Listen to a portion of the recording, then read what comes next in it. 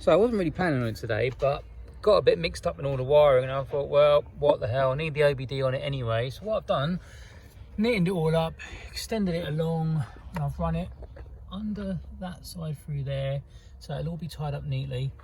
And I'm going to attach it to the bottom of here, so it will kind of be this position here, so you just be able to plug straight into it and it's all good.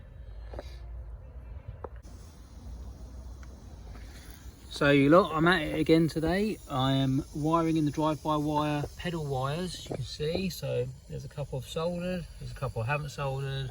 Got some heat shrink up there. Comes through a grommet up in the top, and then we'll neaten it up the other side with any luck. My trusty soldering iron. Off we go. Okay, you guys. So this is the finished article. Sorry. Just done a little bit of insulation at the bottom because I couldn't pull that all the way down because I forgot about the joins, but that will all go through there nicely through the hole, and hopefully it'll all be sealed, and that's job done.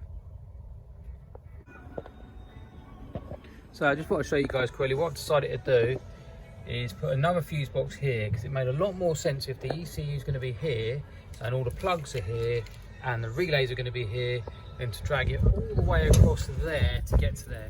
However, I'm still going to use this fuse board because I'm going to use the pump off of that, and there's a couple of other little ancillaries that need to go off of it.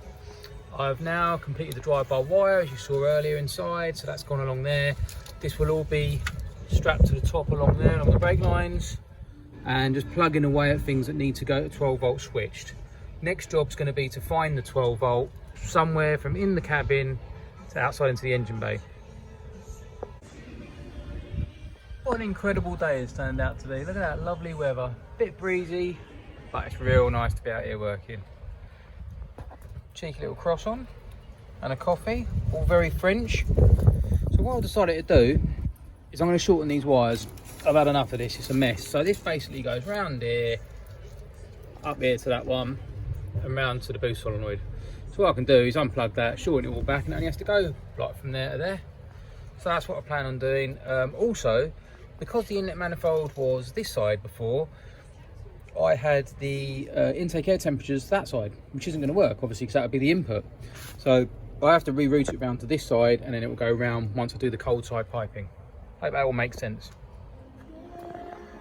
So for today's work, because the sun's starting to set now, as you can probably see, as I always show you, managed to get the fuse box in.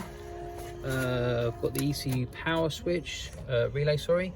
I've got the glow plug relay done. This is the ECU power. This needs a key ignition live. Yeah. So what that'll do, that ignition will power up this, that will then flip over via the ECU, grounded. That will then come to here on this wire and liven up this entire box. From there, all these little bits come up online. This one here is the glow plug relay. This needs only now a heavy 12 volt, so I'll probably take it directly off the starter down here. Then that will be permanent 12 volt.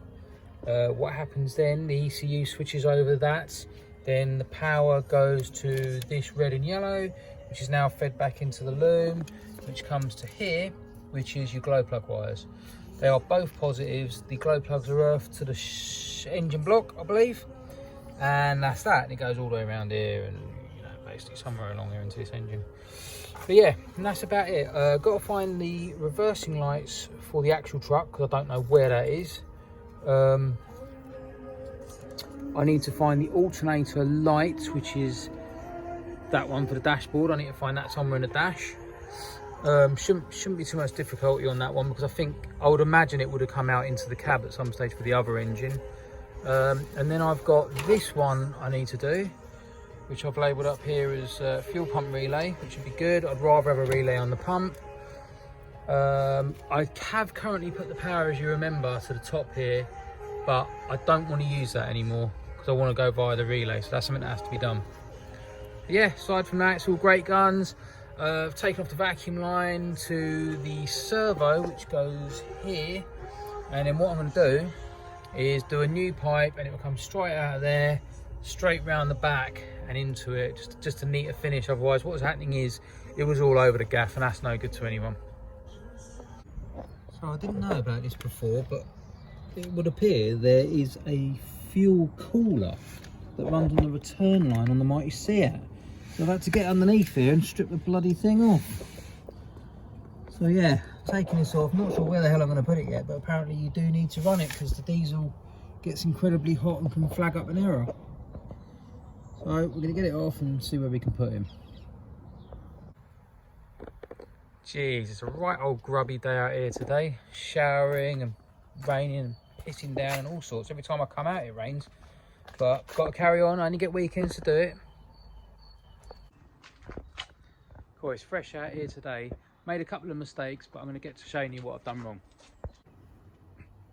So, before, you might have seen before, as I think I showed you, I wired the fuel pump, which was this red wire here, directly to the 12 volt switch, which would work. Don't get me wrong, it would work.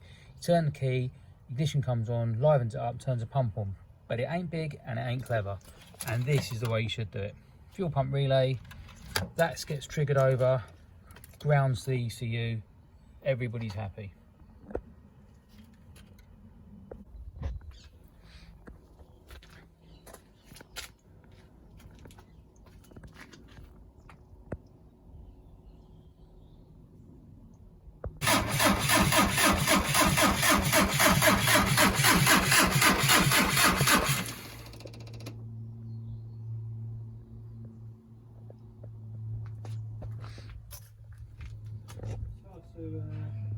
Are you ready?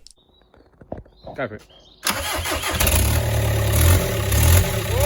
Whoa, look at that! Woo! Brilliant!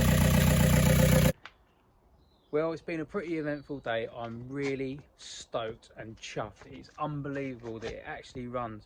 All the grief I've had with the wiring and everything. Turned out I blew one fuse on the cam sensor. That was one of the problems. And we had another problem with a 12 volt switch, which should have been going to ignition live. Aside from that, seems to run a treat. Get in my wagon.